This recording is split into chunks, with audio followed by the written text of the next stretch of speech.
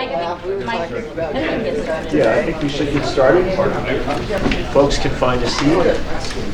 Agendas are behind me, and I have to just so everybody knows I have a pretty bad cold. It just started today, so I can't speak as robustly as prior weeks. So I'll do my best. But we did circulate prior to the meeting, I think electronically, and we made copies available tonight of the meeting minutes. And I think the way the meeting minutes are going to work is we're not really going to circulate written versions, but you will post them online. So they will be available. The streaming might actually be the meeting minutes. Is that appropriate, Shane? So we're doing a meeting summary because all of the meetings are going to be videotaped and put online. So we're going to do just a summary of the meeting, and then the video will also be available. So I did print out the summary document for everyone to take a quick look at.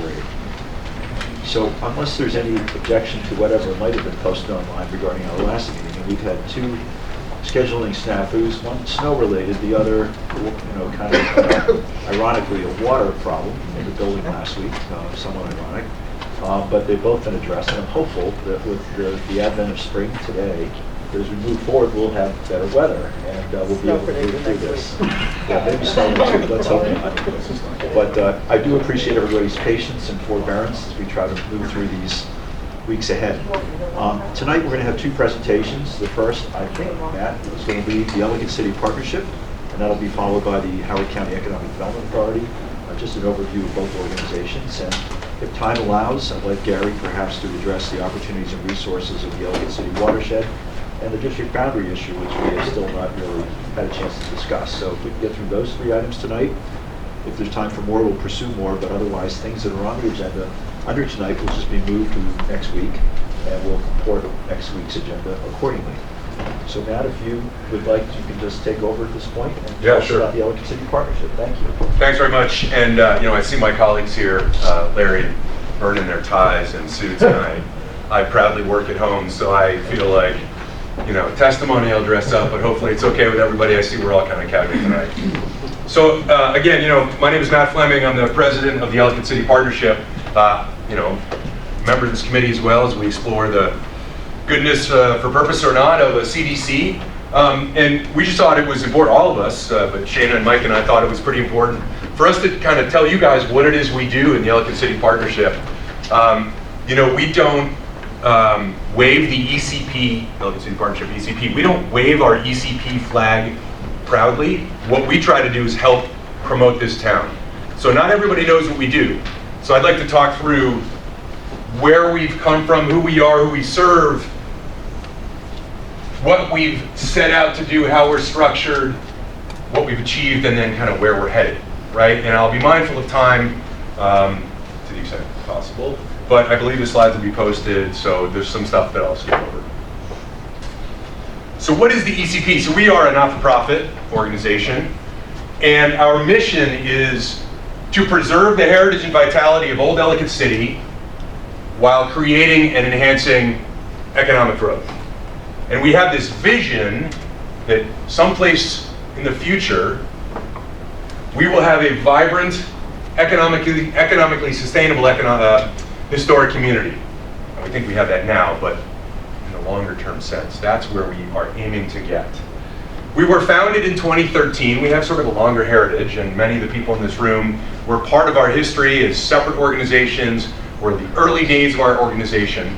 But we were founded in 2013 with the merger of two organizations, the Ellicott City Business Association and the Ellicott City Restoration Foundation. And in 2014, with the strong urging of the county, including the county executive at the time, we helped Ellicott City achieve the designation of a Main Street Maryland community. And I'm going to talk a bit more about that in a few slides. So who do we serve? Well, our constituents are the businesses, the property owners, the residents, the visitors, right? And our partners are county and state departments and agencies, nonprofits and the like. And frankly, the word constituent and partner, we're a partnership, and we really are.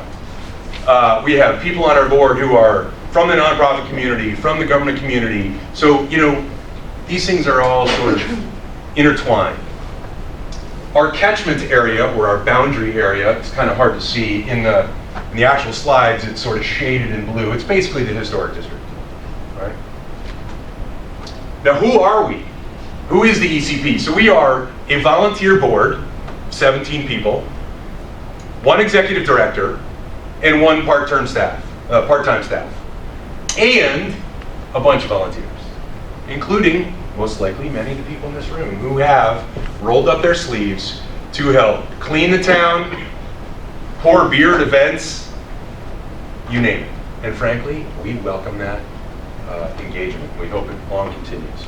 The board itself, so I'm the president of the board. I have 16 other colleagues with whom I am very lucky to serve.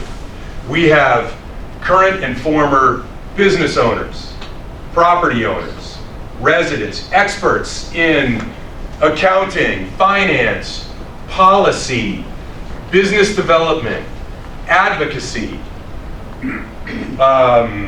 What else? We have stream restoration, sensing, remote sensing. It is a really cool group of people, and it's a privilege to serve with these colleagues. And many of the people in this room, actually, Simon's on the board. Angie was, I believe, on the board years past. Tom just left the board. I've got a bunch of board member colleagues in the back, so we're happy to answer any questions or talk later if you'd like. Who leads the ECP? I am not going to read this. This would be long and boring. The reason I include this is you might want to know the bio of me. I'm the president, and Alicia, I'm executive director, and these slides will be posted. I'll say 3 quick things about me and 3 about Alicia. Number 1, about me, I have a day job. I'm a volunteer, I have a day job. I work in cyber for a large financial services firm in the United States. We're nationwide, but headquartered in Connecticut.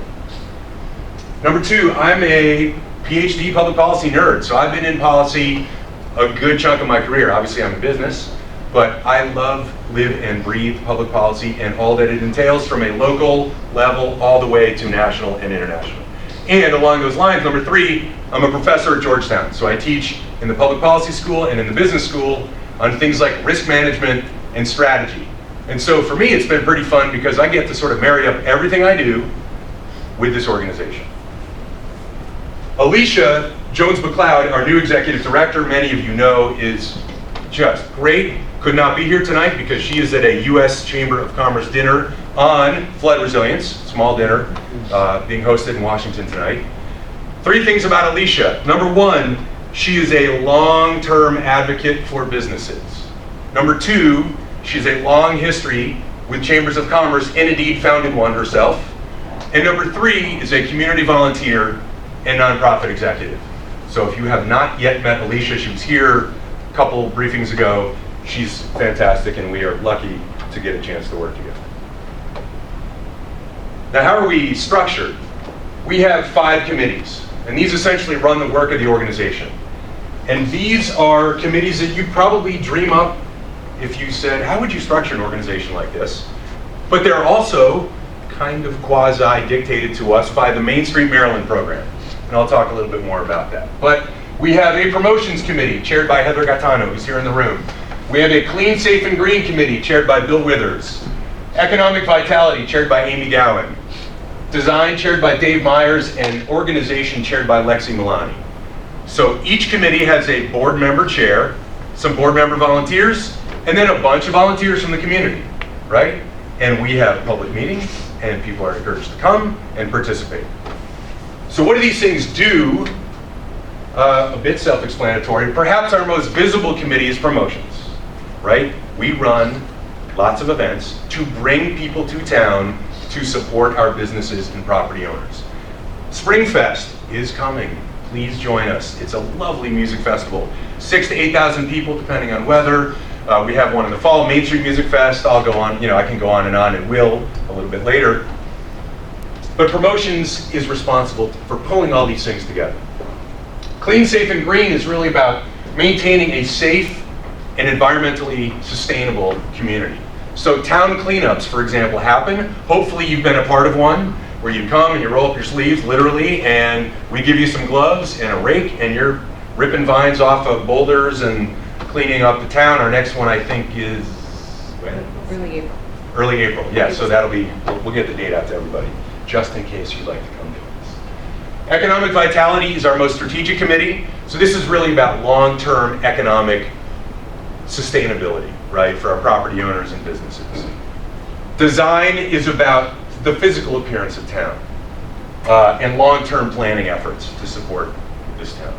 And then Organizational Committee is, the org committee is basically internal ops, right? This allows our organization to function, keep the trains running.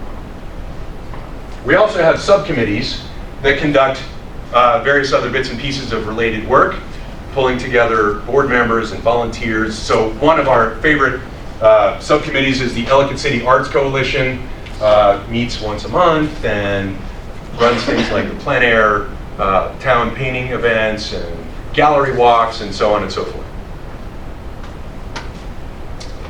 Now, I mentioned Main Street Maryland. We are a Main Street Maryland community, and that's a good thing because it allows us access to things like funding at the state level, at the federal level. It carries with it some reporting requirements, not inconsequential. But in any case, we were designated a Main Street Maryland community in 2014. And the ECP continues to administer that designation on behalf of the Maryland Department of Housing and Community Development. And so what is this thing? Main Street Maryland. This is really part of, there's a national program run by the National, I always confuse the, thank you, Nick. So the Main Street Maryland program strives to strengthen the economic potential of Maryland's traditional main streets and neighborhoods. The program provides designated communities with support for economic planning, marketing, promotion, training, education, so on and so forth. There are 26 designated communities. They use this 5-point approach, which kind of relates to this 5 different committees that we run. And there's information in abundance on the Main Street Maryland website. There's also an annual national conference, which is next week. Great information on the national, we can share this website, by the way, Shana. There's great information of relevance to all of us in this room on both the Maryland and then the national programs website. So we have a strategic plan that more or less guides everything we do. And I'll say the less part comes because occasionally we have catastrophic flooding events that, even though we're aware may happen, seem to detract us and distract us from some strategic stuff and get us in a response and recovery. But we do have a strategic plan. It is on our website. It's publicly available. Some of the people in this room wrote it together. And it has our mission, our vision, strategic goals and objectives. And I'm not going to talk about all of them, but I'll highlight our 3 overarching strategic goals, which we may tweak a little bit. We try to update this thing every couple of years. And now that Alicia is on board, our new executive director, we are planning, we have an upcoming board retreat where we do stuff like this. So that, these things will change a little bit. But we have 3 strategic goals. Number 1, that visitors, whether residents, employees, business owners, property owners, or just out-of-town tourists, not just, sorry, out-of-town tourists, play an active role in a vibrant community.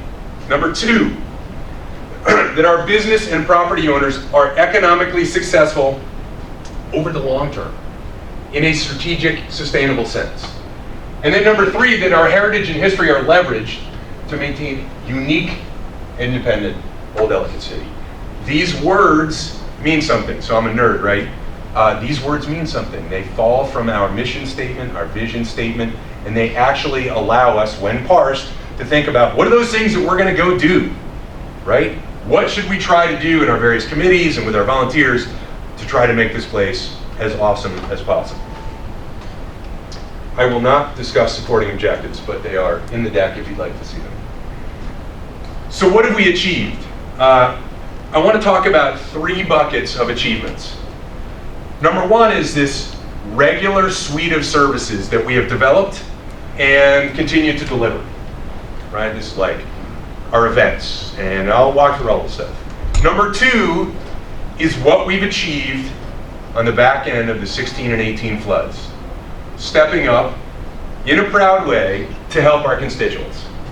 And then number 3 is sort of select other things that are kind of one-offs, but that are important, right? Maybe these designations or various things we've won or done or whatever. And I'd like to talk through some of these, and then I'll close with where are we headed.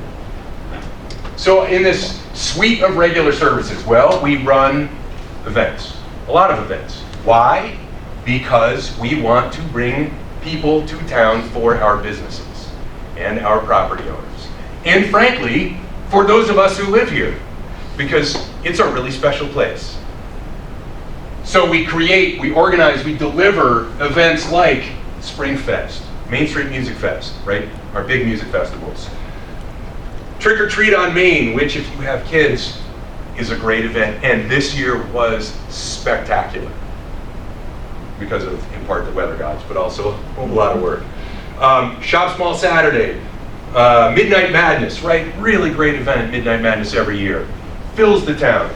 And then the Hills of Milltown 5K, which really is sort of an Ed Lilly event.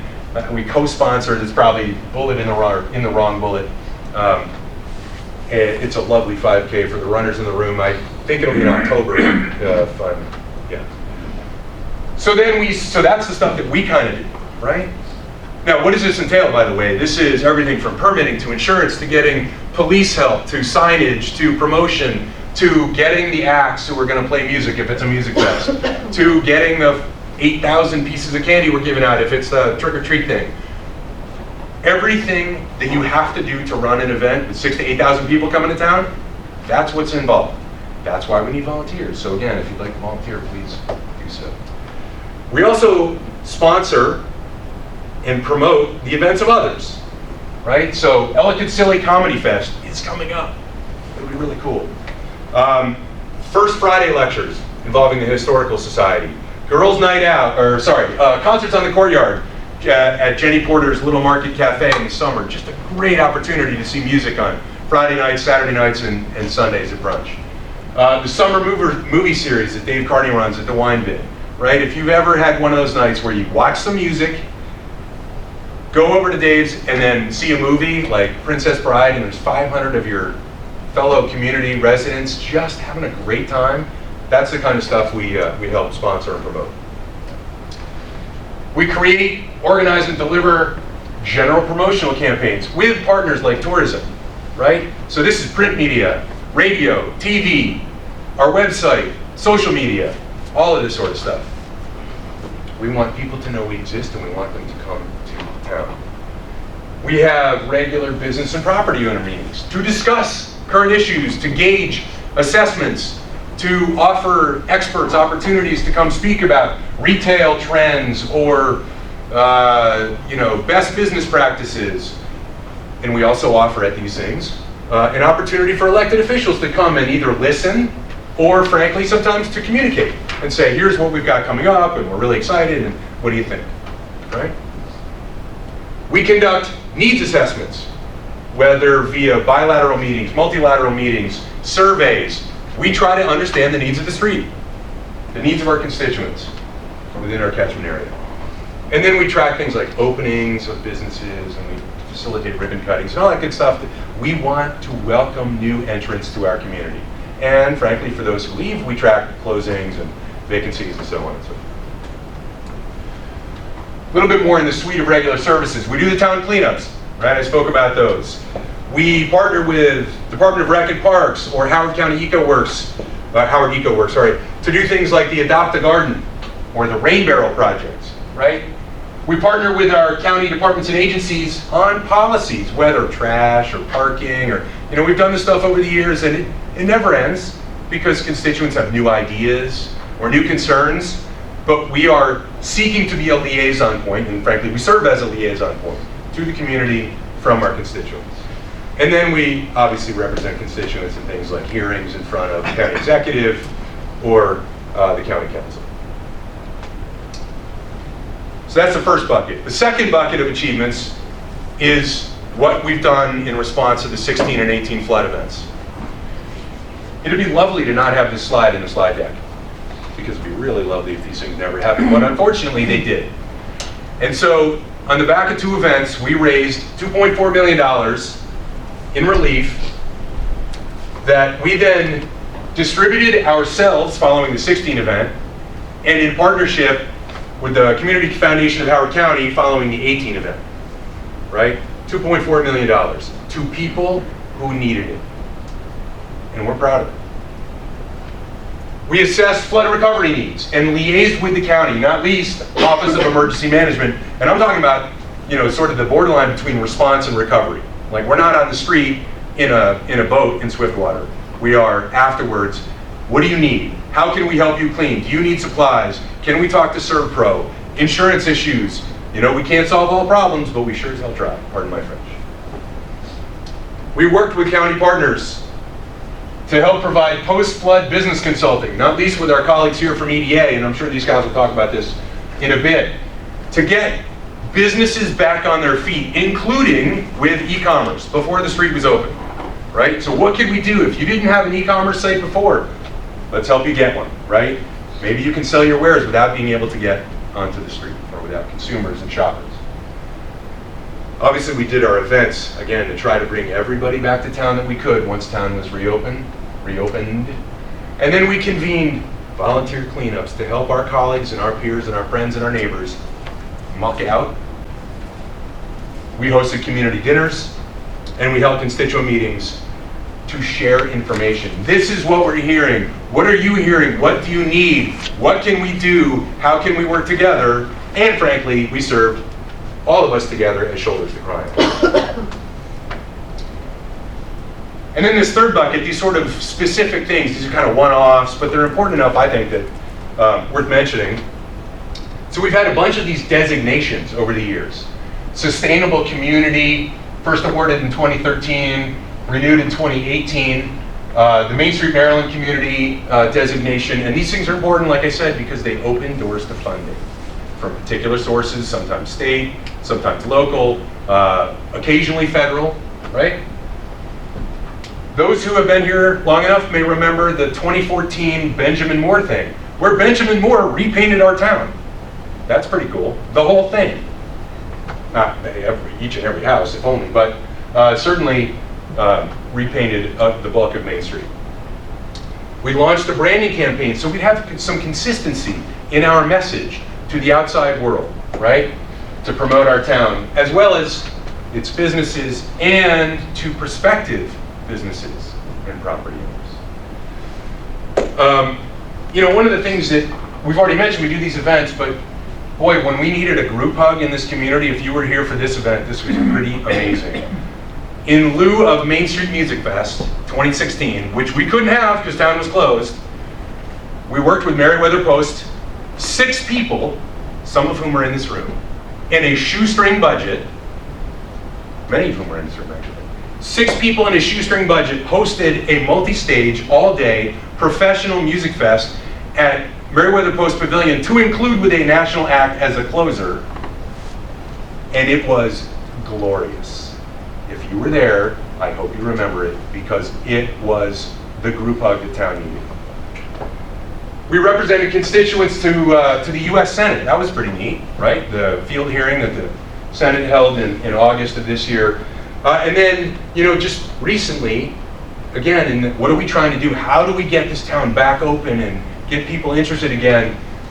We held an extensive holiday campaign to decorate the town with a lot of volunteers and partners and people who promoted, who through their volunteer hours and sweat equity, came down, as well as some goodwill from, I believe, BG&E, with some lights in the center of town, and right, some really cool stuff happened. So that's what we've achieved, and a bit more, but at some point I gotta sit down. But where are we headed? So we're gonna continue to do all that sort of stuff that we do, right? But we're also gonna try to refocus to the strategic. And some of the people in this room, like Tom, will remember when we put together the strategic plan in 2017, the plan was to continue to do many tactical things and events and all sorts of great stuff, but also shift to a more strategic footing on behalf of our constituents.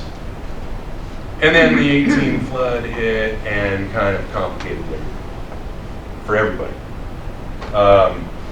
So we'd like to get back into this long-term strategic sustainability, economic vitality stuff, right? How are we going to do that? Well, tighter alignment with the economic ecosystem of Baltimore, Washington, right? This is a big region. It's a big economic engine. We are going to align much tighter with it. We're going to reinvigorate our Economic Vitality Committee because that one was basically put on hold with floods. We're going to continue to mature our data collection program. Right now, we do some surveys, we do whatever, but we're really trying to tighten this to get a much better sense of how is the street performing in an economic sense. Foot traffic, sales, rent, vacancies, all the sorts of stuff that allows us as a group, to better this town, to understand what works, pilot things, abandon stuff that doesn't work, double down on stuff that doesn't work, right? We want to be data driven. And then lastly, focus on long-term resilience, right? And we're pretty excited building a partnership with some friends at the National Academies, FEMA, and some other places to really focus on flood resilience, which we have to, right? And resilience is a good thing, period, for this town, for any town. As well as in support of some local efforts on the flood monitoring and sensing, and I don't know if Ron Peters, I don't see him here, but Ron Peters is on our board, and Ron is doing some amazing, groundbreaking work on, literally groundbreaking work, on behalf of the nation here in Ellicott City with, sort of loaned equipment and, duct tape and a Swiss Army knife. It's pretty cool stuff, and if that would be an interesting briefing if we have time in our semester together or whatever this is. Any questions? Yes? Yeah, a couple quick questions. First of all, congratulations on many accomplishments that the organization has made. Like you guys have made a major difference in the organization this week. I hope so.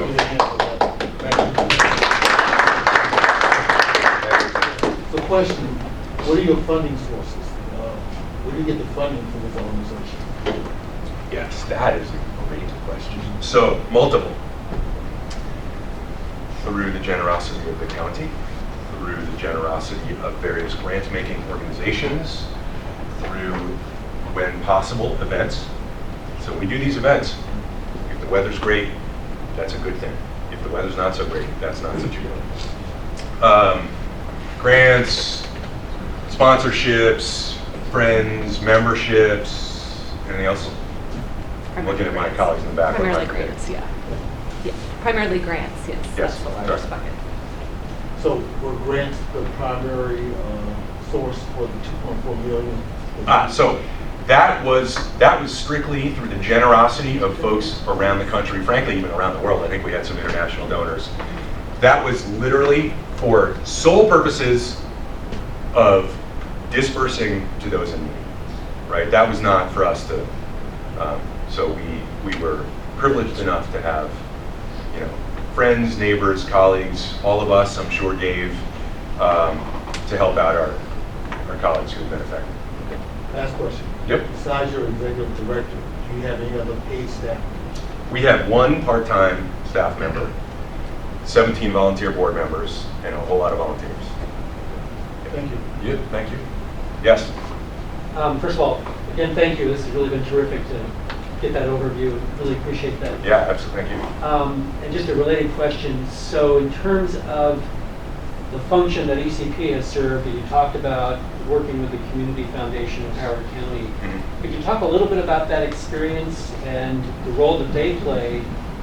Because again, if we're looking at where the gaps might be and where the needs are in terms of a potential community development corporation, are there entities already in existence, like the Community Development Foundation of Howard County, that could fill that niche?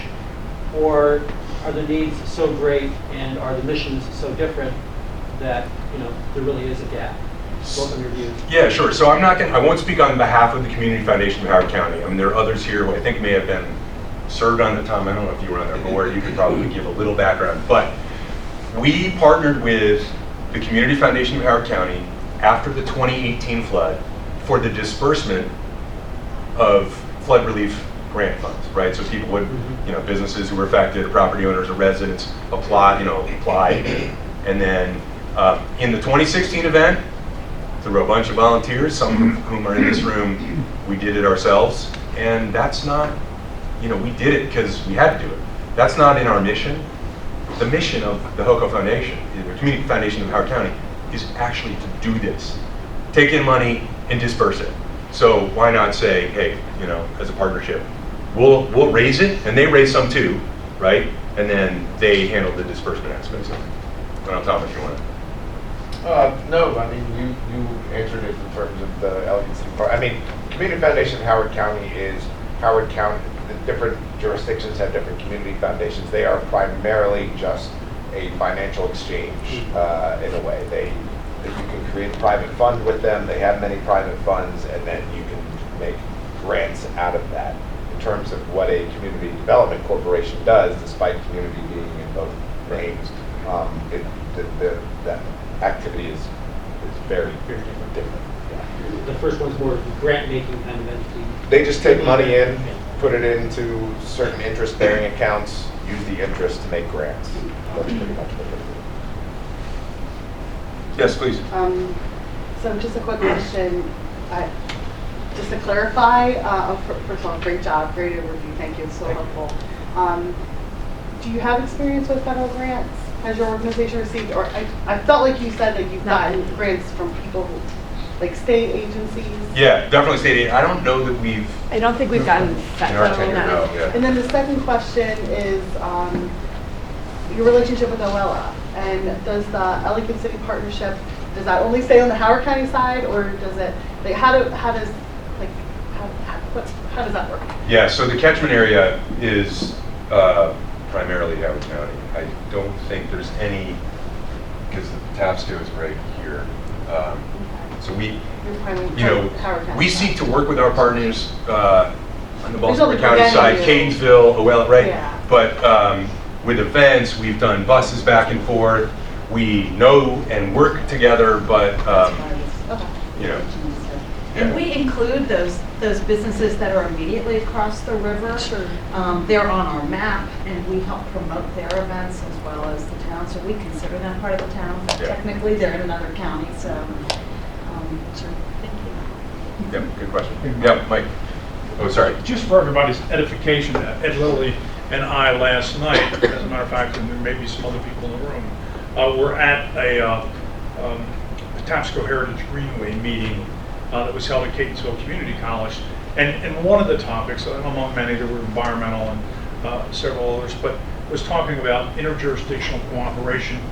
And there were, kind of 3 or 4 low-hanging fruit things, and Alicia was with us Yep. last night as well, and Catherine Bedola. And we had laid out a couple of things that we thought made a lot of sense. Joint promotion, joint signage, probably working on a bike hike trail, through the Yep. park to Elk Ridge that connects Catonsville, Oella, Yeah. Ellicott City, Elk Ridge. And to your question about whether or not we served anybody on the other side of the river, we got a number of inquiries over the course of the last 2 floods from businesses on the other side of the river that needed to get the attention of their own county, so they were coming to us, and we did, what we could do for them, through that process. So, just a little bit Yeah, of thanks. additional. Mike. Just a quick question. Sure. Just to drill down a little bit, because cash is king, ultimately. The sources of the funding from the grants, what grant entities are you aligned with for funding support?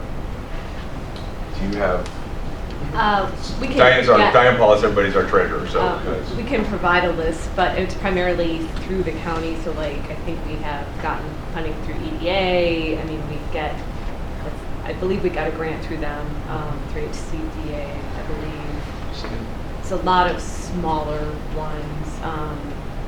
Like we've applied for things at the state level, through the Main Street, although we don't get a lot of money. We don't get a lot of money through them. Honestly, the county annual budget allocation is the largest single amount we get.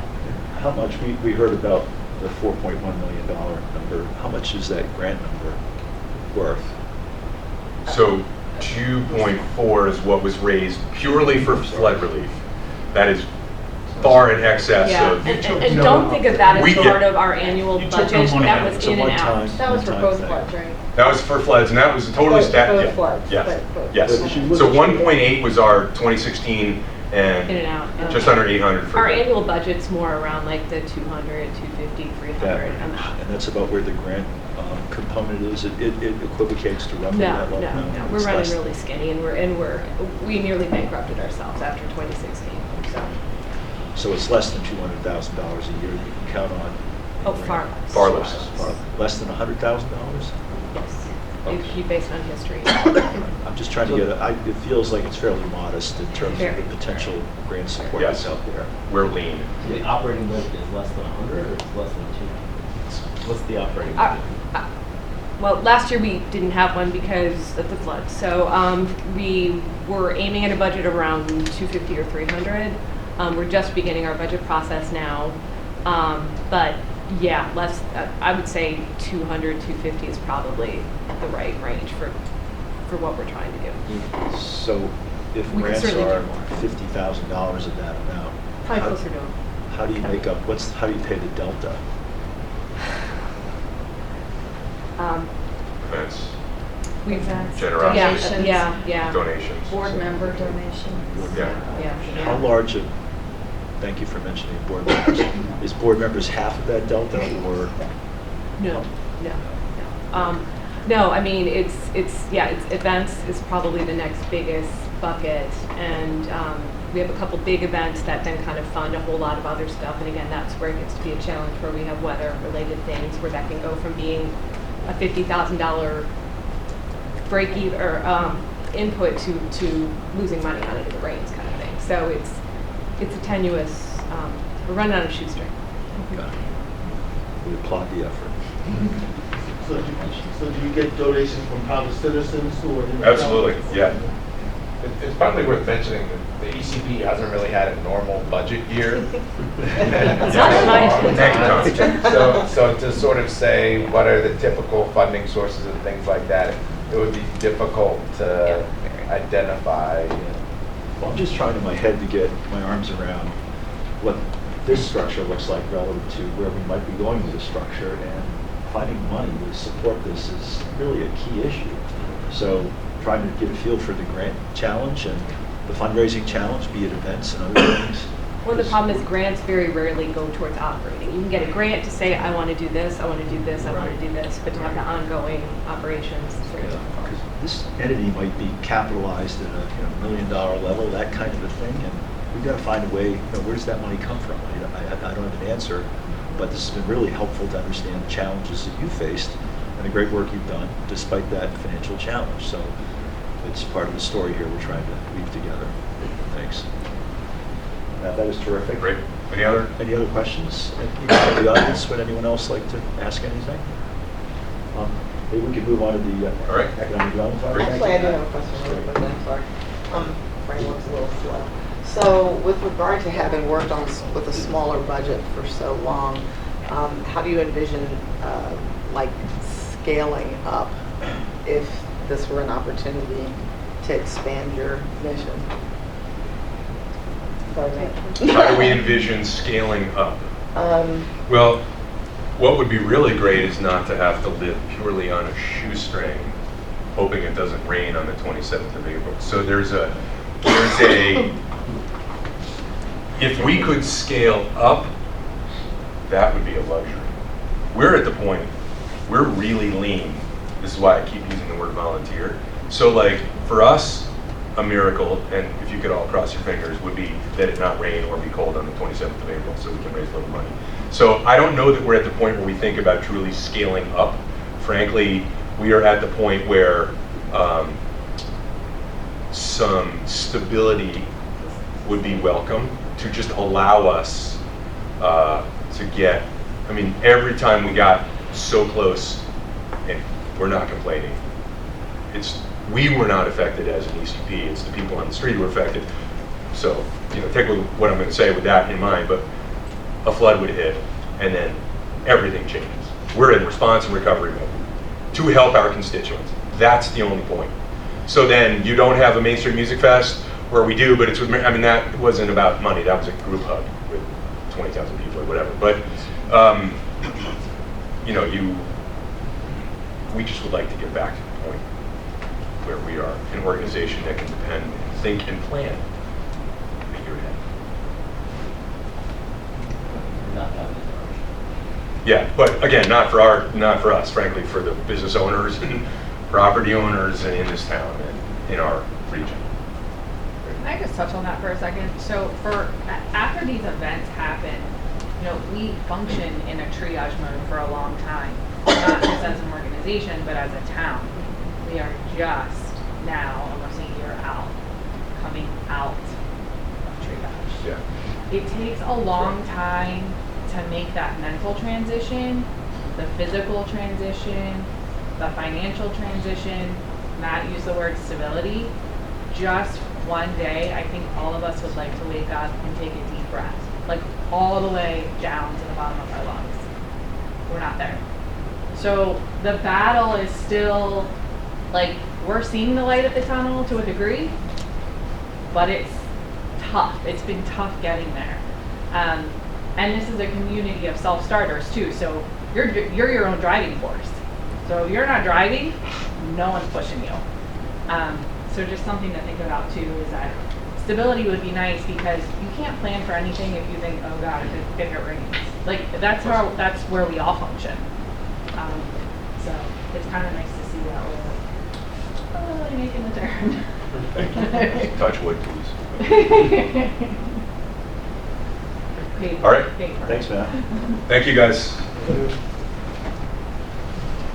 All right. Good job. All right. Good evening. I'm Larry Tweel. I'm CEO of the Howard County Economic Development Authority. I don't have a slide deck for you because I thought we'd just kind of talk about what Economic Development Authority does, how we're structured, and how we support Ellicott City. I think where I'm going to start is just our structure. We are a quasi-public entity. So that means we were created by the government, but I'm actually governed by a private sector board of directors. I report to the board of directors. The county executive council appoint that board of directors, but I answer to them.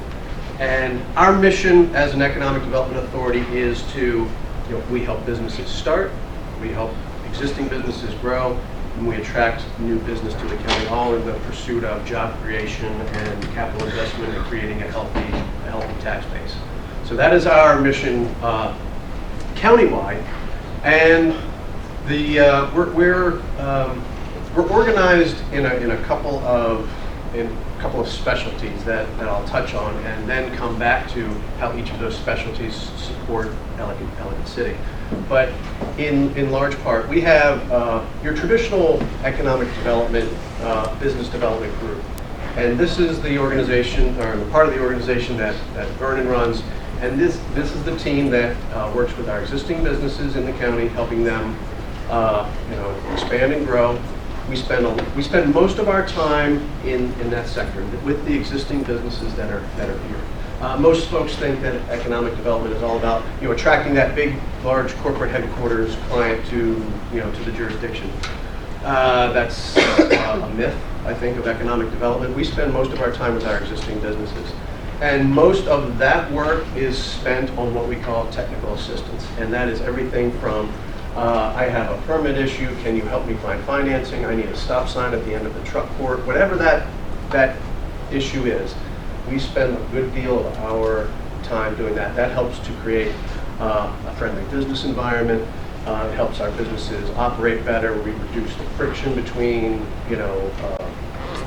regulation and the speed of business. That's what we spend a large part of our time doing, is that technical assistance piece. And I'll come back to that because that is a large part of what we spend doing in Ellicott City. We also we do spend some of our time doing the business attraction piece. Make no mistake, we market the county. We do out-of-market business attraction efforts, both nationally and internationally, and that is taking the strengths of Howard County to those markets, talking about why Howard County is a good business destination. We also so that's our economic development work. That's our business development work. We also spend a good bit of our resources in the, I'll call it the entrepreneurship side of things. Startup, helping businesses get started, helping local entrepreneurs who have an idea or have a burgeoning business grow.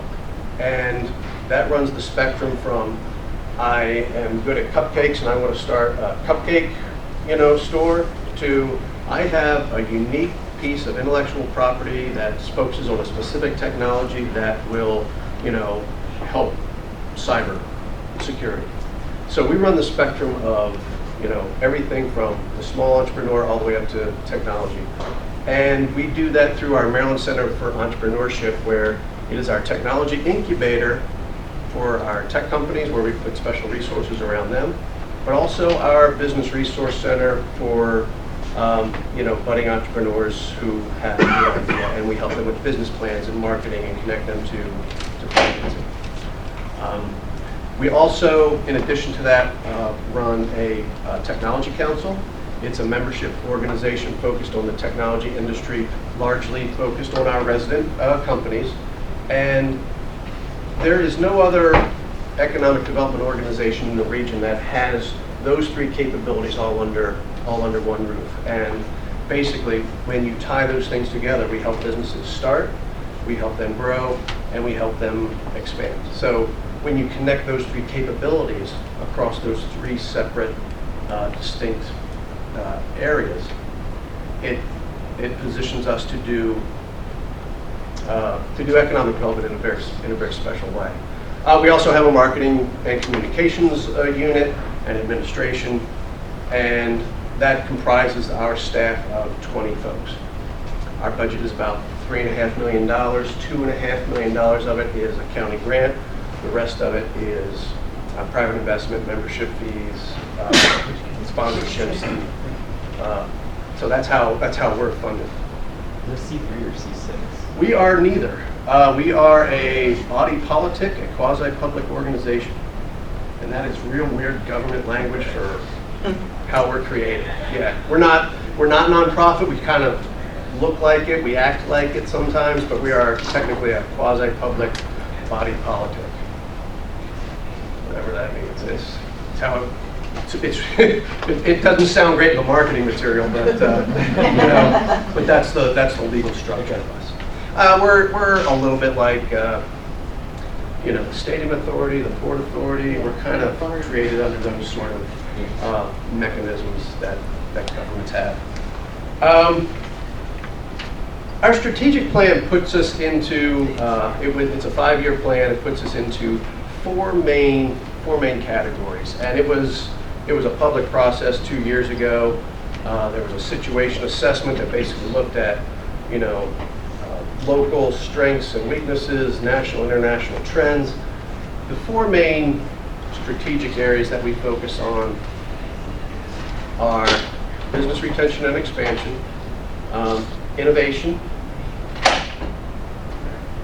prioritize research and communication.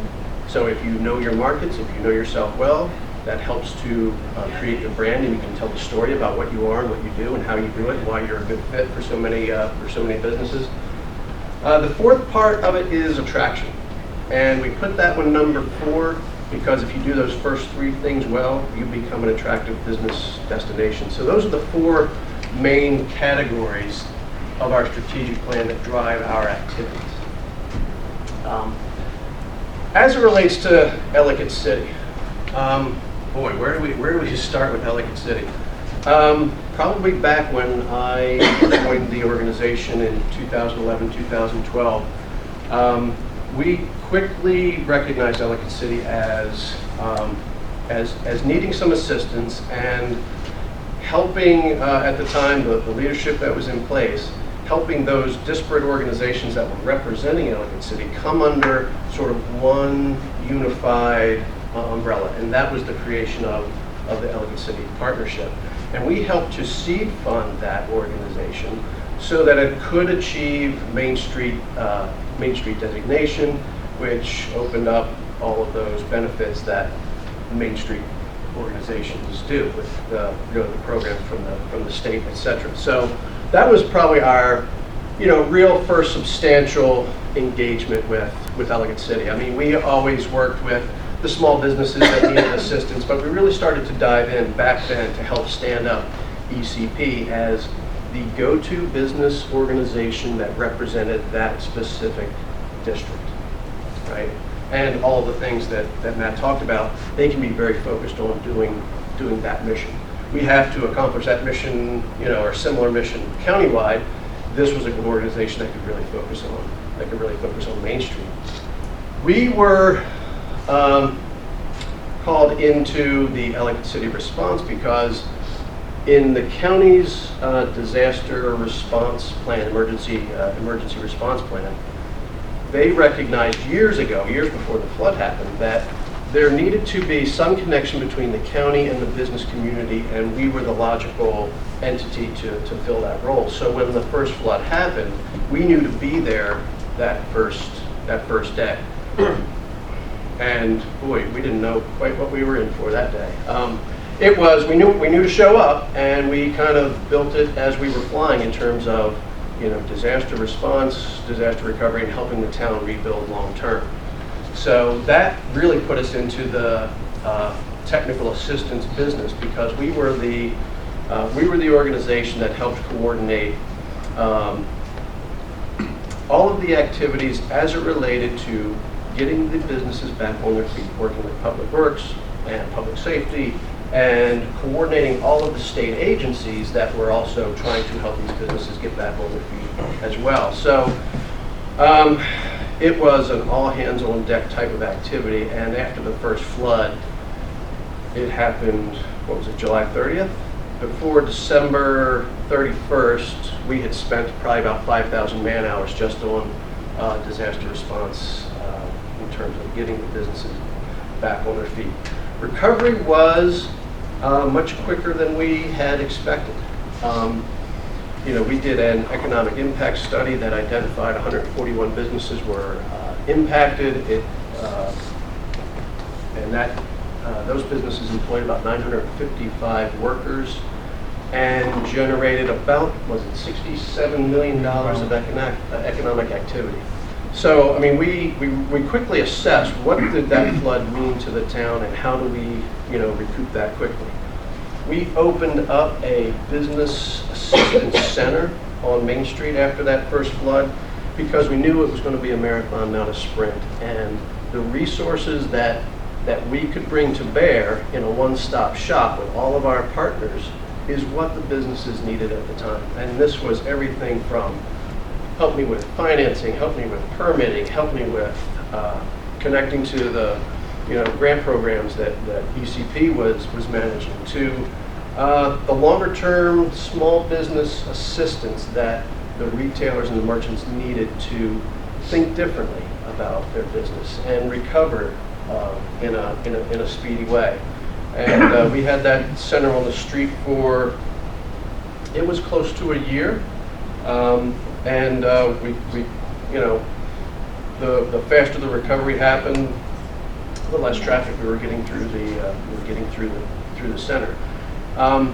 Part of what we do in our small business resource center is we fund the state's Small Business Development Center. We provide the local matching fund that gives us a full-time business counselor for the folks who come in with I've got an idea and help me start my business. So that is part of our work always. It also leveraged those resources to be deployed on Ellicott City Main Street to help the merchants in a longer term fashion. And we work closely with ECP to help deliver those services to the individual merchants as they were rethinking their business plan and rethinking their merchandising and their layouts and their online retailing. So that was a large part of how our resources and how our funding helps to leverage those other types of resources. So that center was open for close to a year. We closed it, and boy, it wasn't long after we closed it. The second flood happened, unfortunately. We closed it in March, and the second flood happened later that May, unfortunately. So, but our response to the second flood was much similar, but also the rush to rebuild and reopen was much more muted, because now the merchants are, kind of rethinking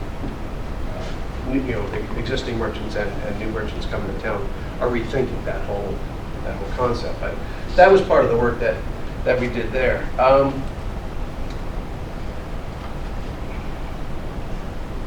That's, I think, what your takeaway, I think, should be is, in much the same way that state economic development relies on us at the local level to manage the local business community, we kind of look at ECP being our partner in a similar manner. I mean, we have a whole county to do our work in.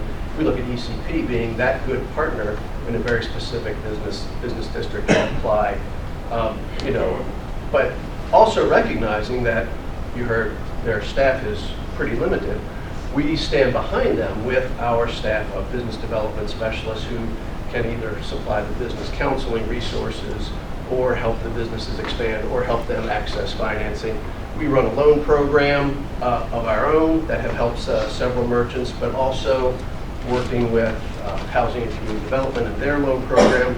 We probably helped bring the state's resources to bear to about 30 different merchants for about $1.3 million or so over the course of the two floods. But it was, recognizing and working closely with the ECP about who those merchants were, helping them connect to the resources that either we have or can bring the state resources to bear. So, questions? Did I miss anything? I think I spent the last 4 years on the board of the ECP. Just got off and was replaced by another one of our staff. And the takeaways that I think we had, a couple different points. One, the ECP is struggling financially. And the more time ECP has to spend on raising money to support itself through events, it has less time to spend really focusing on the blood and guts that is necessary, I think, down on Main Street. So that's number one. Number two, the capacities that are required to help promote and support and move kind of the community forward exists somewhat in the ECP. It exists in tourism, and it exists in our organization as well. And I think you've got to kind of coordinate all three. There are a number of things that at the state level that are available to take advantage of, but you've got to have the staff capacity to actually go after it and to administer it in order to take advantage of it. And the other thing too is on the lending side, we did a lot of counseling, consulting on the lending side. We worked very closely with the state, as Larry said.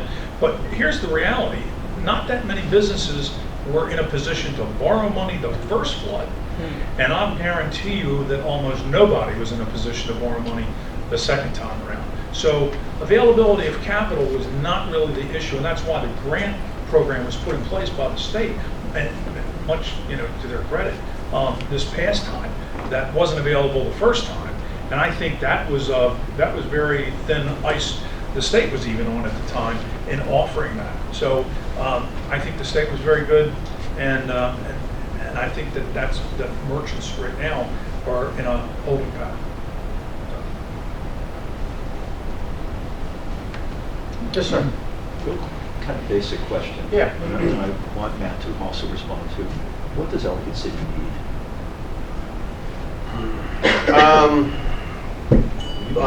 When we think about entity, we're really here to kind of address an entity question. And we've heard about the capital constraints of the one group, and we understand what your mission is, which is a much broader countywide mission. And we're very grateful for the support provided in the district. But as you see it, as we think and struggle with the question of how do we address this problem financially and organizationally, what do you think it needs? I'm going to answer that a couple of ways. One is kind of the broader question of what does it need, and then maybe more specifically in terms of organizationally. What it needs is certainty, right? The market does not like uncertainty, and the better we can address here's what's being done and here's what's going to be done to keep this from happening again, the market will respond positively. We have retailers who are looking, who are interested in Ellicott City but are reluctant because they're uncertain. So that's kind of what we need primarily. Bottom, I concur. you know, I mean, that really is, organizationally, I will say, you know, like Vernon said, the capabilities I think that you're looking for to help address some of that uncertainty exist it either is, you know, at a very, you know, specific mission and focus of ECP, or within our capabilities as a, you know, a larger organization, or in the promotion business, you know, tourism. I mean, I think between those three things, you have a lot of capabilities that exist in terms of what Ellicott City needs. And they're all, frankly, they're all on our board. I mean, we're on, that's Yeah, why we're yeah, part I mean, of it's the a- tourism is on our it's a- board. it's a very- These guys, so it's like we're you know, we're all working together. Very hand in glove type of arrangement, which I got to tell you, doesn't happen always everywhere and in lots of places, but it works extremely well here. I think in terms of certainty and helping to, you know, ECP is the brand, is the face, is the organization that represents. A similar example is, I think there is a lot of confusion. Certainly, yeah, there's a lot of confusion in Baltimore City in many ways, because you have Economic Alliance of Greater Baltimore, you have the Baltimore Development Corporation, you have the Greater Committee of Baltimore. Who does what? I'm not sure. And it's a little confusing. I mean, if you're not in it every day, it's hard to know who does what. It doesn't, I mean, everybody does their own thing and they do it well, but sometimes I think, you know, the investors, the market, who should I sponsor? Should I sponsor that event? Should I go to this event? It gets confusing. You know, here it's pretty clear. You know, ECP stuff, you know, they're the organization that represents the district. And, you know, we stand, you know, with them, behind them, and bring all of our stuff to it. But, you know, we see ECP as being that organization in terms of being able to, you know, speak with a voice. And we're very excited about Alicia being brought on, because she has, I think, the right skill set, a new and unique skill set to ECP that they probably haven't had before. So we're very encouraged by that as well. So, Would you like to respond as well? Yeah, well, I mean, I concur completely with Larry. Certainty. That's what people want. yes, sir. What do you see Ellicott City's value to the county as? I mean, we have an economic impact report that, you know, says it, you know, supports 140 businesses and 950 jobs and generates $67 million of economic activity, and direct county revenue before the 96 flood was $2.5 million of just, you know, straight revenue to the county, right? I mean, that's sort of like the data. The qualitative data is, you know, find me another, you know, gem of a, you know, of a town this close to the metro region that has this kind of appeal. And frankly, I think we need to be promoting it more to the region.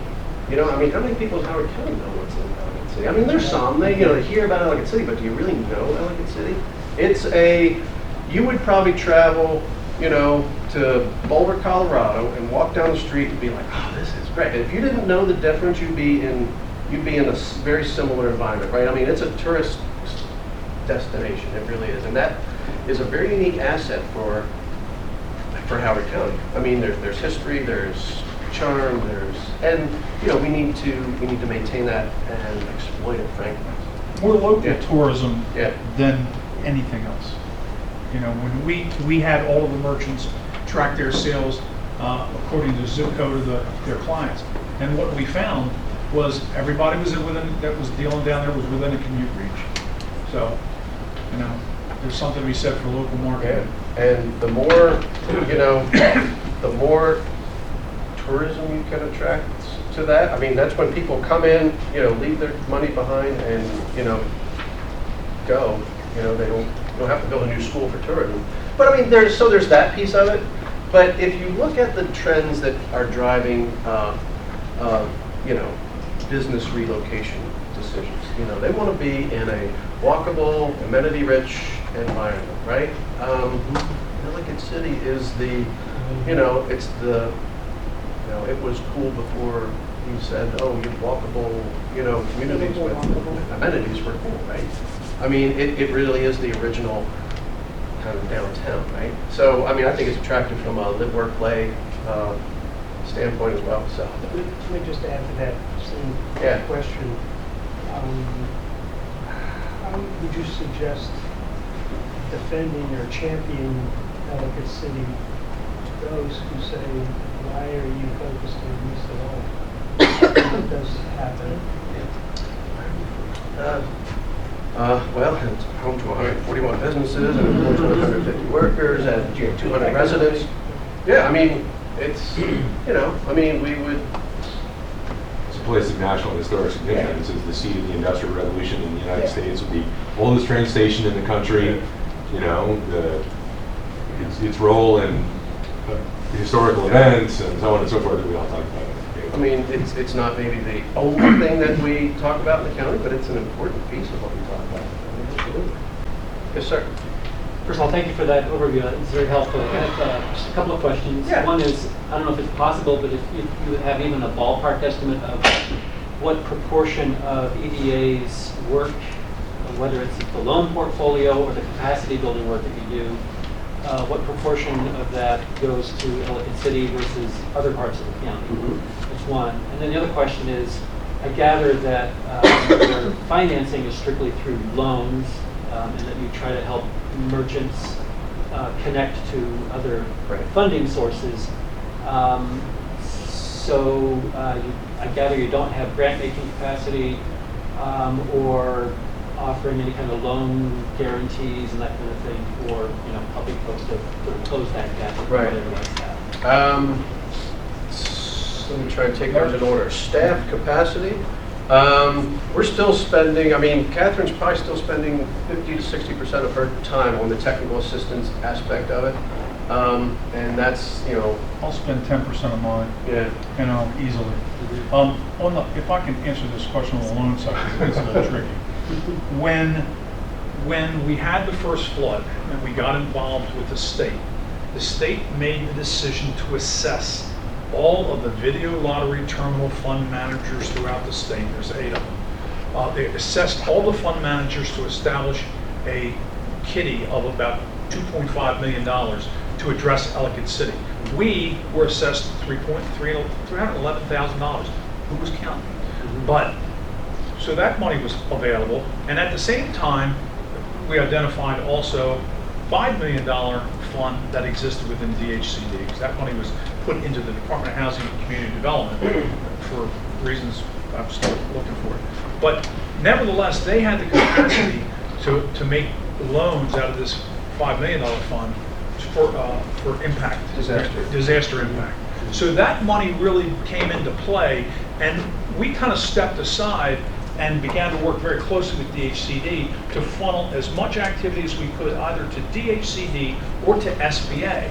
But what we found is when we had a panel discussion up at the library right after the event, and as everyone was explaining the capabilities of their program, here's SBA offering loans at 8%, and then you know, the DHCD offering loans at that time, I think they were doing 0% loans, $50,000, and that was the first time around. So there was really a mismatch in what was available at the federal level. We didn't get involved in doing a bridge loan for somebody who had gone after SBA money, they couldn't close in time.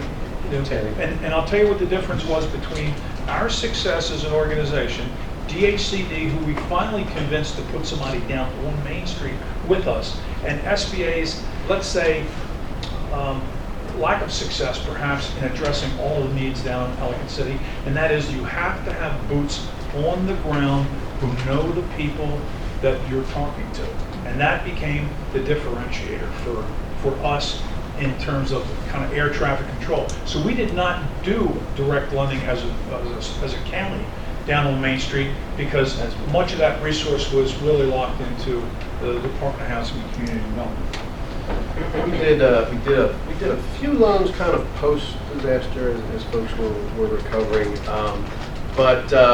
So yeah, most of it is lending. In terms of grant, outside of the direct grant relief that was raised through ECP, or as we learned in the second flood and DACD became, knowing that the tools that were available originally weren't the right tools in the box and had a small, grant program that was available. Outside of those for, kind of immediate disaster relief, there really isn't a grant type of tool that exists local or state or federal that we know of. I mean, the state, much to its credit, responded very well with the second flood and what they offered. Any other questions? Yes, Gary. Earlier, you commented what you thought Ellicott City needed was certain. Yes, sir. I agree. I was going to say, is there another word that we could use, like confidence or something? Confidence is a great word. Confidence and predictability. Yeah, I mean, confidence would, if there is a plan and a timeline, and now I have some predictability, absolutely, yeah. And to add to that, to the plan, to the timeline, if you had major reinvestment in the downtown, would that be a shot in the arm?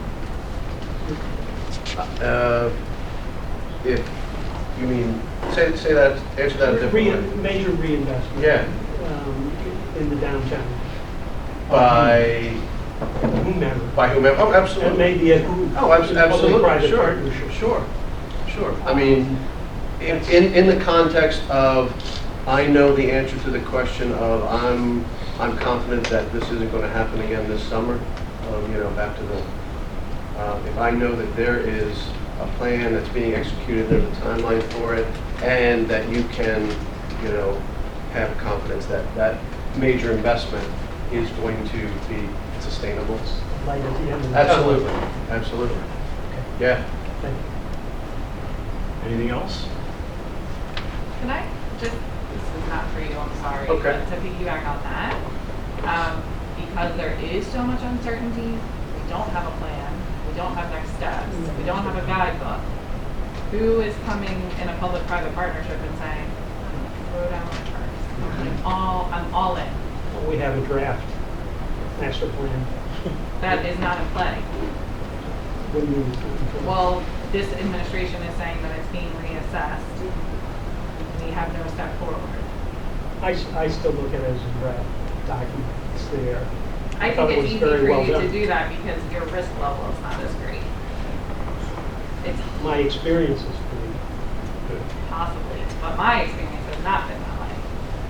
And so you're saying if the master plan doesn't come forward, I'm not saying the master plan, I'm saying a plan. Step one, step two, step Right. three. Right. We don't even have that. okay. So I'm That's trying to part of the understand message. how we can have this much uncertainty and then have people come in and say, yeah, like every single meeting we've talked about, like our values. Like I don't feel like I need to prove my worth anymore. I'm worth it because I'm still here. But how does an outsider see that? This is the piece that I'm missing. I don't understand how you're going to bridge the Well, two. I agree with you, because it goes back to the plan, and the timeline, and I need oversight. I agree. I'm on the implementation side. I'm hopeful that this discussion with this group, and many others who are watching tonight and engaging in so many other ways and being in this room with us tonight, can agree to something, process a thing that moves us from where we are, which isn't a place where we have answers and direction yet, to a place where we have those things. So I'm hopeful that that's part of what this discussion can lead to as quickly as it can. whether it's through a new entity or existing entities, that we come up with something that we can back and give it the strength it needs to move forward to address your uncertainties. You're on the street, I'm behind the street, but we are all of the street, and we've got to come up with something that gets everybody back to yes. And to Gary's point, to your point, no, I don't think anybody would invest in a massive amount of capital without a plan, without comfort. I agree. That to me is something we have to now create. We've got to create something that people have confidence in, to use the words, the language of tonight, because that's what this is about. Coming up with that thing and getting it up and running as fast as we can. So I want to thank you for the great discussion tonight, Matt, obviously, as well. Delighted to have you all on board, on the committee, and engaged in the ways you are. I have 14 minutes left, and I want to try to take advantage of it as long as my voice can hold up. And something I've posited on the table for a couple of meetings is just something I'd like to address. There's an outline that you all have, which just talks very briefly, and I think it's on page 2, the opportunities and resources in the Ellicott City watershed area, the boundary. You know, what is this place? Let's start to define a little bit about the catchment area. And you can read as well as I can, but basically this is just a suggestion that I cobbled together weeks ago, that the challenge faced by our business district extends beyond downtown, beyond the historic district as we know it. Includes the Tiber, Hudson, and Ellicott watersheds, which I of course live nearby, as well as the watersheds, as I see it, in the Baltimore County area that abut the Patapsco River and Federal River. The watershed is a natural boundary and a delineator for the district. It's a very strong real estate location with easy access to the Baltimore-Washington region via every roadway we can think of. I mean, they're just blessed with great accessibility. There are multiple large public and private holdings and properties in the watershed area, including the Wilkins Flour Mill, which floods fairly regularly as the river rises, right across from the train station. The courthouse property, the county parking lots, and other assets that, in my mind, could contribute toward the revitalization of downtown if there were a way to monetize those assets and deal with some of the challenges that Matt's group has been dealing with since its initiation. The district has strong regional brand recognition. We've heard a lot about that tonight. It's historically intact. It's that place that is dramatic. It has a geographic setting. Visitors and residents are attracted to it. It has a pedestrian scale and a sense of place that is unique, memorable. New cut roads could become, the new Rock Creek Park if there was some way to, I think, expand the watershed area a little bit, so there was some sidewalk or something that could be introduced along that. That'd be a pretty cool way to have people explore an element of the historic district that is really unknown to many people unless you drive.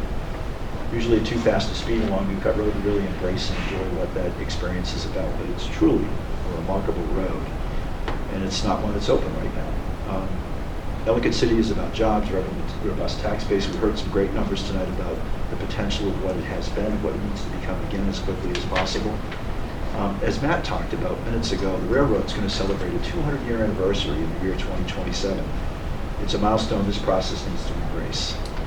We have a vibrant and active arts community, and the Patapsco and its tributaries are waterway attractions that need to be better integrated. I think the question I want to pose to the group is, do we agree that this place is more than just the historic district as we've historically defined it? Should it be something broader? I know it's a lot more challenging to think about coordinating and cooperating with assets that are across the river on the other side of Patapsco. Call it Oella, call it Baltimore County, call it Catonsville. But they're all part of this experience, this place. And it makes it a bigger challenge to try and embrace those assets, but to me, that's something that should be considered. I'm not looking to monetize things on that side of the river. There's a wonderful parking lot over there, but it too is flood inundated from the river, not from upland flooding, but largely the river rises and that flooding occurs in that parking lot that sits next to the restaurant on the other side of the river. But I'd love to have just a brief discussion here, about 10 minutes. I'm happy to go to 100 if people want to engage this. Where is this place to start this discussion? I mean, I absolutely think that those of us who live here or who visit enough as active participants in all that it has to offer don't stop at any particular boundary. We walk into the park, we mountain bike here, hither and yon, and we go for our runs, and we finish with breakfast at Georgia Gray's. And nobody thinks, or the trolley stop, or, so I do think that there is an enjoyment level that does not correspond and should not correspond to a catchment area. I think we have partnership possibilities. I mean, we have government issues, and that Shana, representing County Executive Ball in Howard County, we can partner with Baltimore City, Baltimore County. We can, there are all sorts of great things we can and should and do. There are some constrictions on just that this is this county, that's that county's. But I think that absolutely, if you're suggesting that there is some benefit to treating us as I think absolutely, and I agree with your, whether it's the new cut or this, this is a beautiful regional gem. Matt, to that, I think they brought it up at the meeting last night, that the heritage area was, when you look at just from a bicycling, and you see on the weekends how many bicyclers there are in the region. You can go from Ellicott City probably to Annapolis if you do it right. And that's a broader way of thinking about Ellicott City in the broader regional context, because you can get from Ellicott City to Elkridge in a pretty scenic way, and that helps Elkridge as well. And there's Guinness Brewery right there, and then it's across the river, but you get the theme. And then from Elkridge, you're not far from the Baltimore Annapolis Trail. I mean, it really is I think an opportunity that can be exploited because of the amenities that are Ellicott City, and the ride through the woods and along the river. And just another way of positioning Ellicott City as another appealing to a different broader market. Others? I think it would be hard to disagree in any way with that. And the town itself will be 250 years old in 2022. So it could be a way of presenting the new things that are coming. It could be a great opportunity in the year 2022 to be saying, look at us now. Yeah. We've come a long way. We have. I didn't realize that was happening just in 2.5 years. It's pretty cool. Is there an actual date of founding in that year? Well, technically, I think there was an April date in 1772 when the Ellicotts signed the deed for the property. So 24th maybe. There is a committee and a 501c3 that's created called EC 258. And you're looking at the fool that did it. Thank you, guys. I think we'll be bouncing a lot in your direction over the course of these discussions. Yeah. But Gary, would you like to speak to that at all? I know you talked to me a little bit about embracing the Patapsco River and creating bikeways, pathways, and I know we've had a conflict with the train, and we've had some horrible things happen on tracks in recent years, and we don't want to encourage that. But I don't know if there's a way to embrace the river and engage it safely. I think we would all agree that connectiveness is the potential of Ellicott City and the Patapsco Valley and everybody else. I look at the three watersheds from a practical standpoint. The draft watershed master plan looked at that way. To me, Ellicott City, yes, it's histories, but it's also equally about this very unique environment that we have. It's different from the rest of the county. It's about an infrastructure. Yes, there are the buildings, but the roadways and whatnot are all the result of an earlier time. It's about the uniqueness, the people that are drawn to Ellicott City. I like to believe that they're distinct group. So the community itself is part of this equation. So to me, Ellicott City is the history of the built environment, obviously the natural setting, and the community, and they're all in balance, and it's unique in Howard County. So, and I say it that way because when decisions are made and improvements are selected, they have repercussions. And it seems like the natural dividing line would be the ridge line or the watershed. because it begins with water. We're all impacted by water, and Ellicott City is here because of water. They were looking for water power. I look at those different systems. When you put a moratorium up, it was on the watershed. So I think I lean towards the watershed as a defining element. What is when you say the watershed, what are the boundaries of the watershed? It would be the Just so everyone understands. the Tiber Hudson 2, and then the third, the New Cut Road, I don't know what they call that watershed. How far over in the Baltimore County does the water store? Oh, that's the Patapsco. Yeah, but it doesn't. No, I know, but so then what's the watershed boundary there if it's not the Baltimore County? For the Patapsco? It's a lot bigger. Isn't it? It's way bigger. Patapsco is a very big watershed, yes, and that's a different kind of water. Right. We should be thinking about it. So if you were to go into Baltimore, how would you define where? Well, I think it was mentioned earlier, just from an economic standpoint, there are businesses and there are opportunities in the Baltimore County side. And there is a history. We have worked with Baltimore County. The parking lot, A, is on Baltimore County side. And that was created by earlier iteration of a partnership, Ellicott City Restoration Foundation. I also look at some of the opportunities there, and I think it's part of Ellicott City. Historically it was, it still is. So for me, I think you create a plan, a vision that addresses that side, and you just be optimistic and say, yes, despite the jurisdictional divides, things will happen. And there's enough precedent for It might be that. worth talking to the Patapsco Heritage Greenway too, because that's their Absolutely. jurisdiction. We should have another Right.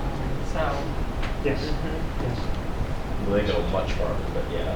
yeah, but I mean, Right. that would basically Right. be us coming in and saying, okay, well now we're absorbing this because we said we wanted to. Well, I We don't- have like eminent There's a way domain to and. do that. No, I mean, the Patapsco Heritage Greenway, which you could have them come in and give another, talk. But I mean, they're much more focused on heritage tourism development and providing state grants to nonprofits primarily to do that. So I think it would be, if you were doing community development corporation type focused work, property redevelopment, things like that, it would be complementary to, it wouldn't certainly start what they're doing. Geographically, are we talking more about the area of Owella? Because, I mean, really, there's, As you travel out of the area, there really is a demarcation of business and community that stops, and you get Catonsville after a break. Well, it's really kind of within the walking district distance. And that was all, again, developed at the same time. It was just on the other side of the river, but it was all developed at the same time, same purpose as Milltown. Yes. So Gary, I've heard Route 40, I've heard 3 waterways, maybe 4. So just sketch it out so maybe we need to send a map around before the next meeting where we could suggest what this catchment area would be. But does it run up to 40? Yes. It does. Okay. What problem are we solving? Trying to figure out what the area is. Now, maybe we don't have to be specific in terms of a hard boundary. It's probably a soft boundary. No, there's actually the Tiber Hudson, the New Cut watersheds are small. They're not that large. Okay. So it's easy to define them. And I say from a, just flooding infrastructure, that makes a natural boundary. And, you can talk about flooding solutions. It's in that watershed area where some of those solutions are going to be located. And I think there are creative ways economically to address those.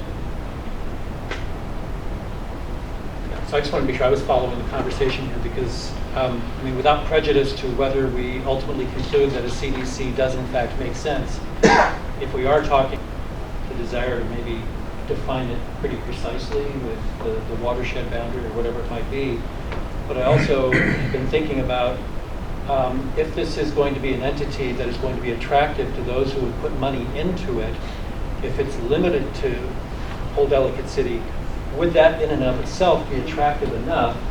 That's one question. The other question would be, if it is a body that has viability to help solve problems here in Old Ellicott City, are there other parts of Howard County that are also subject to flooding or other issues where a CDC could be helpful?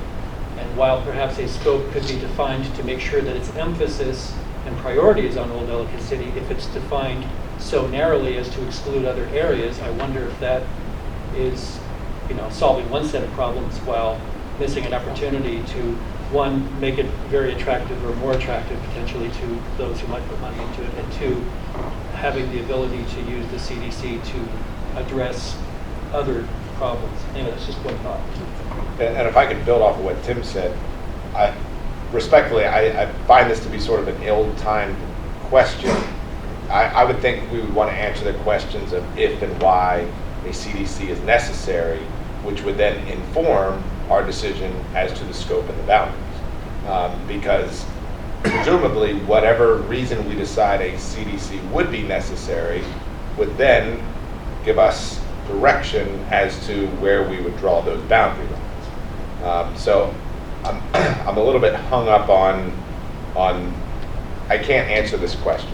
This question has no context for me without us saying, well, the reason why we're doing a CDC is to accomplish these goals, and those goals make the most sense within these boundaries. And I want to second that. Yeah, to your question, Mike, the concept of does our enjoyment of this region end at a particular catchment area? No, it doesn't.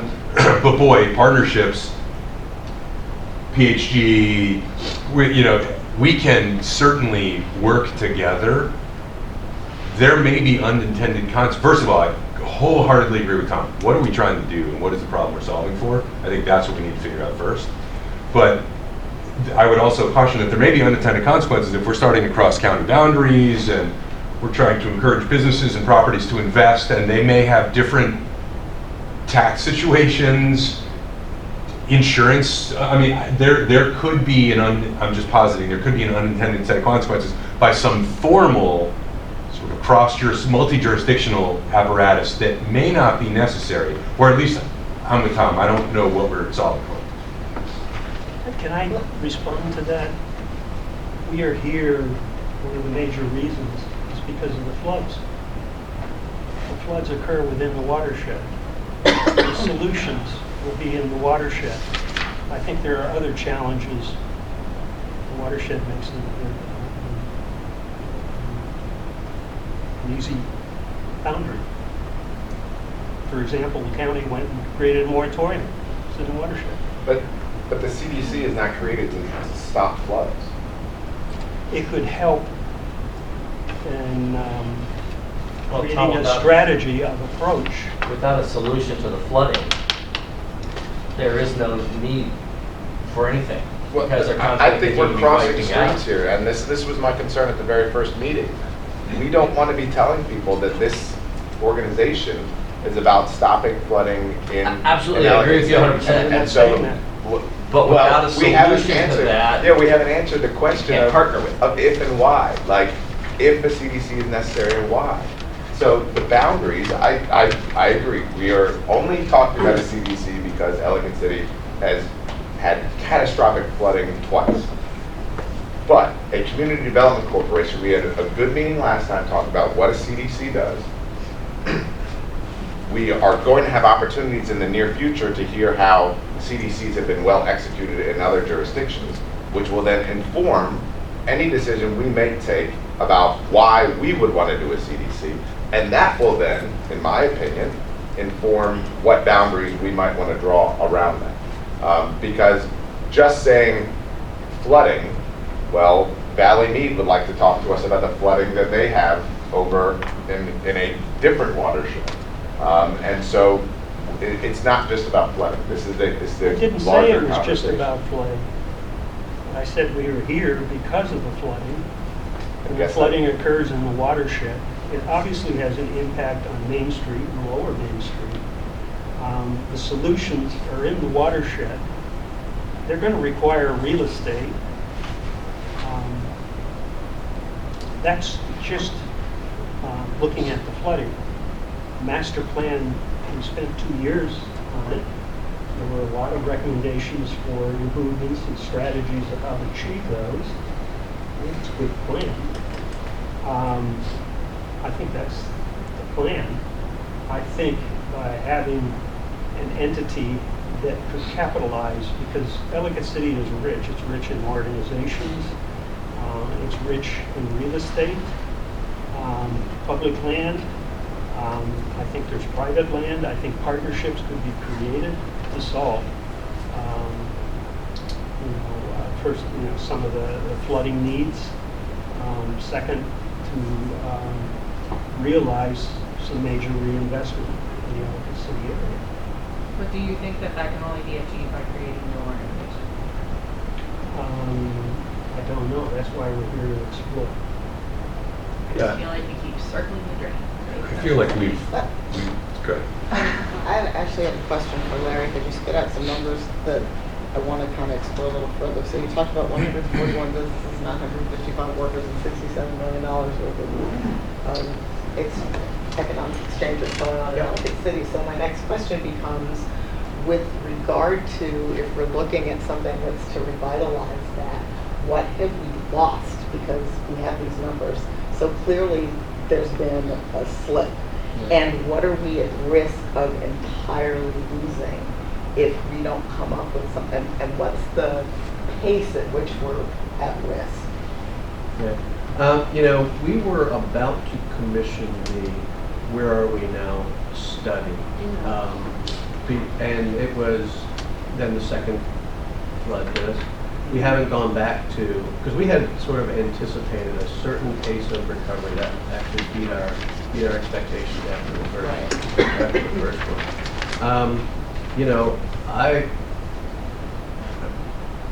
We need to look at it again now, like current state, because my hunch would be what its current state is now is how it's going to be until you get to some of these other answers. I mean, and that's you're kind of at your you're feeling holding pattern. Yes. Yeah. You're at the recovery that exists now is the you're going to see for a while until some of these other things fall into place. So the where we are now, because and you're saying holding pattern, and I see it being potentially declining. Well, yeah. So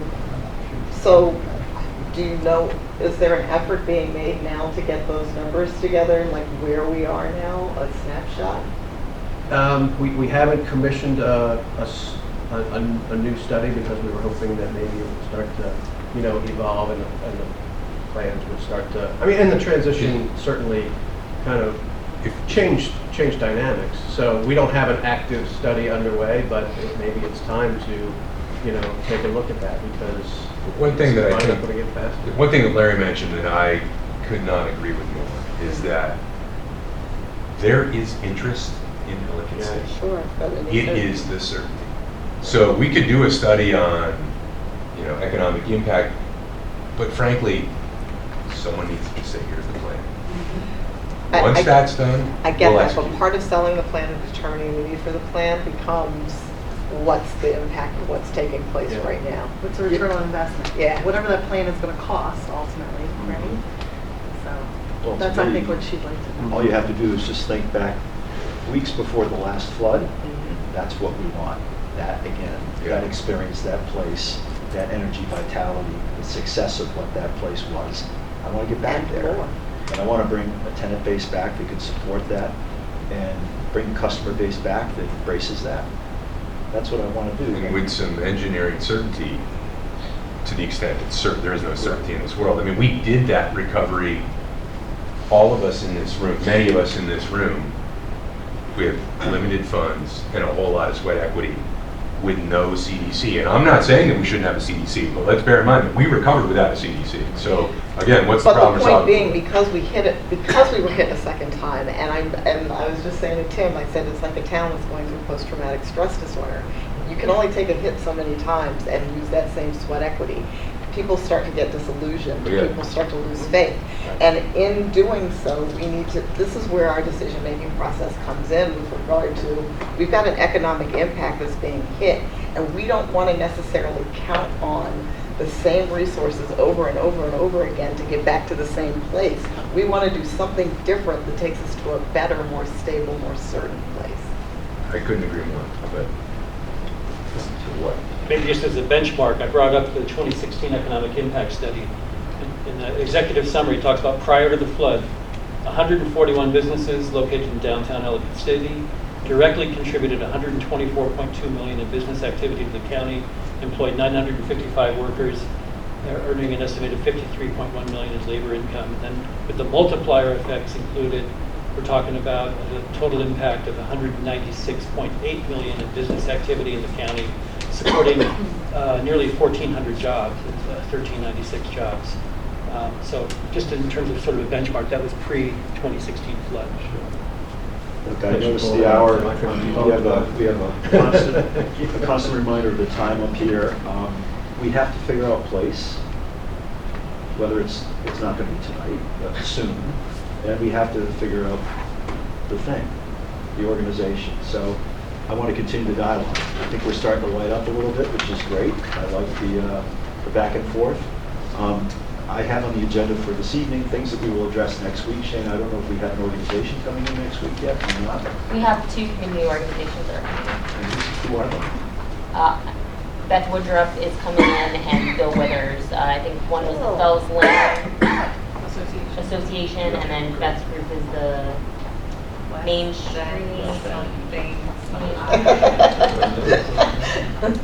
It's slipping my mind right now, but. All right, but we'll have that Yeah. discussion, and then I'd like to get back to this discussion with the assistance of their insights. So I thought it was something we're getting to there. Thank you, everybody. I'll see you in a week. Do we give them here?